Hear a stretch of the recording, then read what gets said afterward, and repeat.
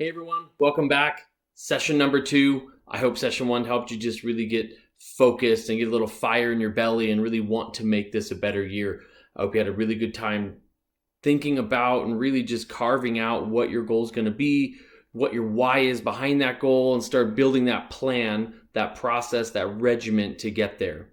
This is session 2. So now we're going to start talking more in depth about training as a whole. We're not necessarily going to get soccer specific yet, more of just some advice on how you can be a better soccer referee, but just how you can better get more rounding into your training appetite. First things first, what's your starting point? So you need to know where you are now so you can incrementally build in where you're going to get where you're going. There's lots of different ways you can do it. If you want to run a sub 7-minute mile, then you need to go out right now and run a mile and see where you're at. And then you can set 2-week increments at how you're going to speed that up.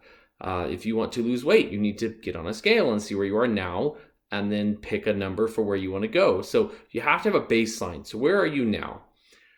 I have a suggestion for you. So this is a total body type evaluation where it can really give you an idea of where you are right now. You want to do this all at one time. There are a few breaks in between. You take a couple minutes in between each skill that you're going to be doing, but this is something that you can do to really see how you are at full body. So in 60 seconds, how many push-ups can you do? And then take a 60-second break, and then 60 seconds, how many sit-ups? 60-second break, and then 60 seconds, how many burpees can you do? And then take a 3, 4, 5-minute break in between those, and then you're going to run a mile for time. So if you don't know what exactly is a mile, if you have a middle school or a high school close by your house and they have a track, that track is traditionally 400 meters, which means 4 laps around that track is going to be a mile. So run a mile for time, see where you're at in that mile, take a 2-minute break, that's a short break, and then you're going to do a 100-meter sprint, which is traditionally one straightaway on that track, from the edge of the curve to the edge of the curve, one full straightaway. Take, a 50, 60-second break in between, and then run 50-meter sprint. So do it all at one time. It's going to take you probably about 35 minutes total with the breaks and everything built in. That's going to give you an ultimate total body fitness baseline. And then you can really start going from there. If you're doing a 60-day, doing a 90-day, doing a 6-month, you can start setting some goals for I want to do X number more push-ups. I want to do X number more burpees. I want to shave 30 seconds off my mile time. I want to take a half second or even a whole second off of your 100-meter sprint. I can definitely get you some information on what the maybe industry average is for a lot of those times, just to make sure that you're setting a reasonable goal for yourself. Maybe you already are performing very well, and I don't want you to think you can really achieve something that's almost inhuman. So that is an overall total body way to set your baseline. Build in check-ins. So how often are you going to do that? Or whatever your baseline test is, you need to find times in your process you're going to check in and do that. So if you're doing that test, then in 2 weeks or in 30 days, you're going to do it again. And you're going to see your progress, or hopefully progress. Maybe it was a rough 30 days out of the start and you got to get focused again. But you're going to know exactly where you are in 30 days when you do that test again. All right, how do I train? Well, there's 2 schools of thought here. There's a lot of people say you need to do cardio, and then there's a lot more people that say free weights and get in the gym, lift some iron, pump some iron, core strength. It's hand in hand. So we are looking at a profession and a referee that we're required to run. Running is part of our fitness. So you can do whatever you'd like to say overall healthy, fit, but part of your training regimen needs to be running.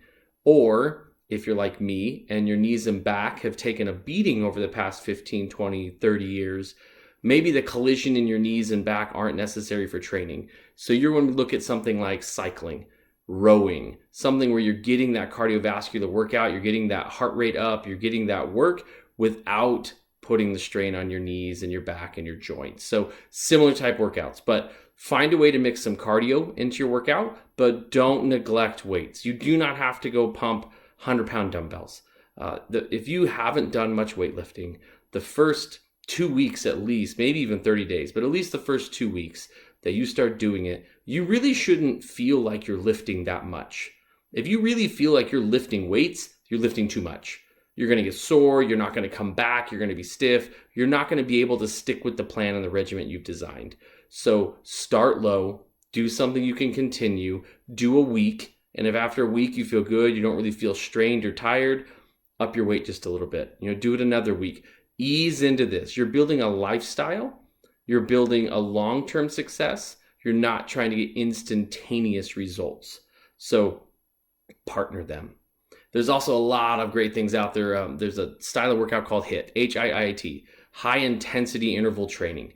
So these are 20-minute workouts, lots of body squats, lunges, burpees, things that really make you sweat and really make you dislike your life for those 20 minutes. But they are fantastic at just getting you fit. If you want to lose weight, they're fantastic at doing that for you. So lots of different styles of workouts. If you would like some recommendations as to where to find them, it's going to sound really weird, but Pinterest. If you have an account with Pinterest, go in there and search HIIT workouts, search interval running, search I want to run a 10K. There are so many trainers professionally, not me, professional trainers that put information out on Pinterest to try to drive traffic to their business. But it's also free information. You can do an entire training regimen just from Pinterest. There are some resources on the referee committee website.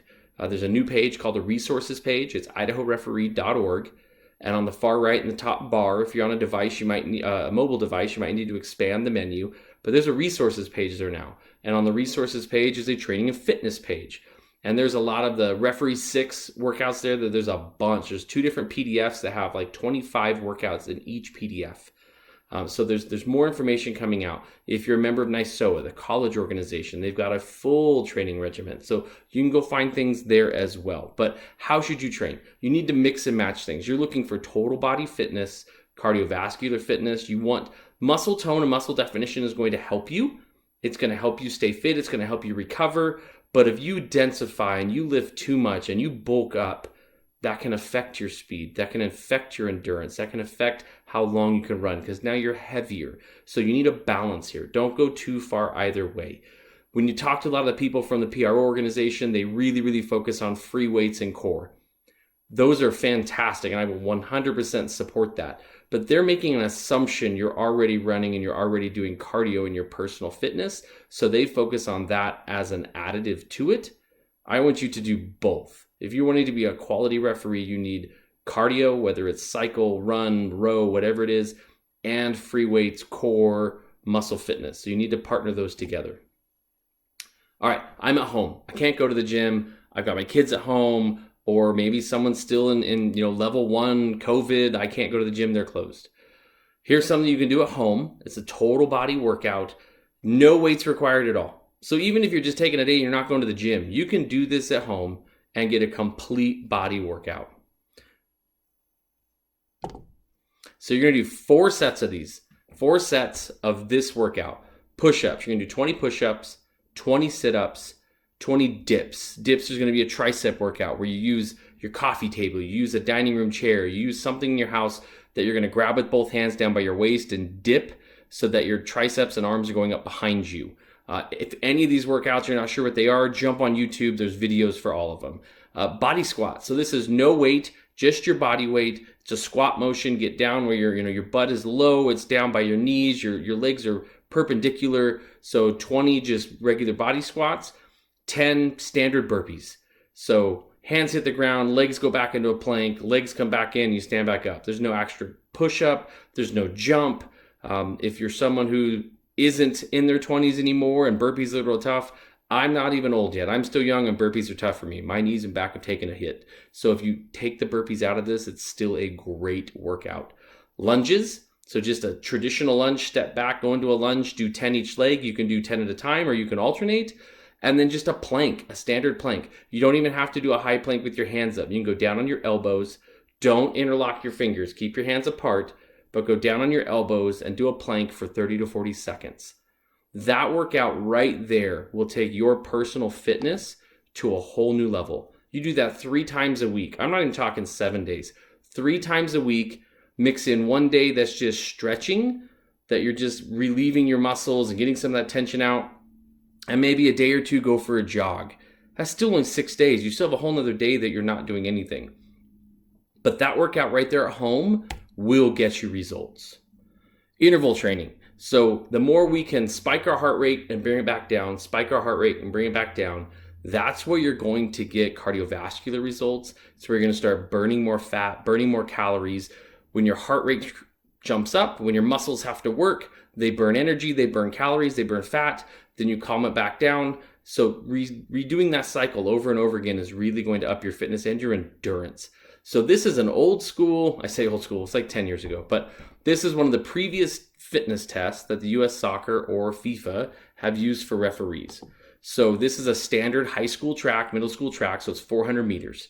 So if you run from the middle of the arc to the end of the straightaway, it's 150 meters, and then just walk the 50 meters back to the middle of the arc, and then run the 150 meters again, and then walk the 50 back for your recovery. And when I say run, I'm saying stride. I'm saying this isn't a sprint. This is a little more than a jog. If you want to start off slow to see where you're at, 45-second run, 45-second recovery. If you already have a little better fitness, then maybe you take 5 seconds off your run and you do a 40-second run, 45-second recovery. Ultimately, if you want to get to the level that they had for this test for national referees, it's a 30-second run, 30-second recovery. 30-30 is what we ran this test in. You do 10 laps, so that's 20 intervals. It's 2.5 miles total in distance. Should take you approximately 25 minutes. 30 seconds to run 150 meters, 30 seconds to recover. You can do any type of mix where you do 35-second run and 40-second recovery. There's lots of different ways that you can partner those together, but interval running is going to help you really improve your cardiovascular, your endurance, your performance. So if you're mixing in some core, some free weights, if you're at the gym, mix it up. Do a legs one day, arms the next day, chest and shoulders the next day. So you're giving your muscle groups a chance to relax. You can do what's called supersetting. So I'm going to do bench press, which is going to target, my chest and my arms. So they're going to need a minute to recover. So then I'm going to go over and do some crunches where I'm still getting some work, still targeting my core, still utilizing my time at the gym, but I'm letting these muscles get a break. And then I go back and do the bench press again. So you're alternating back and forth. It's called supersetting. So you're not wasting time letting muscles rest. You focus on other muscles while you do that. How long should I work out? The home workout that I just put up there, 4 sets of that thing is 20, 25 minutes. I personally right now do not work out more than 30 minutes a day. I do HIIT workouts. I get up and work out with my wife. We have a partnership going right now. There's a program that we're doing. I don't work out more than 30 minutes a day. If you go do that interval training, it's a 25-minute workout. So maybe you got 10, 15 minutes warm up and stretch before, and then you jog a lap after, or maybe walk a lap after to calm your heart rate down, bring yourself down, do some stretching. You're still 45 minutes. You shouldn't be at the gym 2-3 hours. You're wasting time. You're getting too much rest in between your sets. Get in, get your work done, hard hitting, high intensity. That's what we do in soccer. A half of soccer is 40, 45 minutes. If you're younger levels, 30, 35 minutes. But you're never having to work out more than 45 minutes at a time. So get into the gym, get into whatever you're doing at home, 30 minutes, get your workout done, and then you're done. Walk away. Be done with that training. Recover and stretch. This is massive. I can't stress this enough. If you aren't working out right now and you're starting a regimen, or even if you've been doing it for a long time, there's so much tension and so much pain that builds up in your muscles and your joints that if you take a little time, stretch, work on your range of motion, work on your circulation, you give your muscles a break and you stretch them out, you will see better performance. You will see more energy. You won't have the pain. You will feel better, work out better, get better results, and just really enjoy the process so much more, so much healthier for you. You will be able to do it longer. I know some of you 18, 20, 25-year-olds aren't even thinking about 25 years from now. I wasn't when I was your age. But do yourself a favor, start doing this more now, and it will pay dividends going into the future. So figure out your regimen, little cardio, little free weights, work on your core, get to the gym or do it at home, 20, 30 minutes a day. You don't need more than that. Start working in some running, whether it's distance running, whether it's interval running, and then make sure you take a day or two a week and just warm yourself up a little bit and then stretch. That's it. No hard workout. Warm up and stretch. Let those muscles recover. Any questions? Reach out. Stay tuned. Session 3 is coming right after this.